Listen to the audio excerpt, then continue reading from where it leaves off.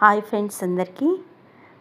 మనకి భారతదేశంలో ఉన్న శక్తిపీఠాలన్నిటినీ తిరిగి రావాలంటే చాలా సమయం పడుతుంది.